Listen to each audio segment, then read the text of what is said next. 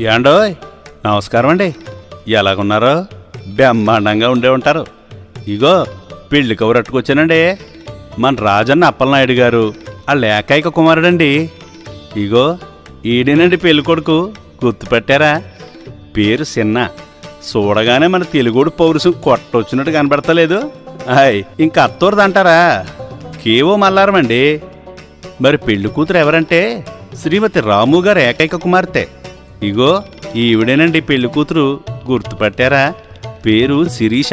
కొందన బొమ్మ. వీళ్ళిద్దరికీ ఈ నెల 16వ తారీఖు పెళ్ళండి. ఆ యాల మన ఇంటి దగ్గర భోజనాలండి.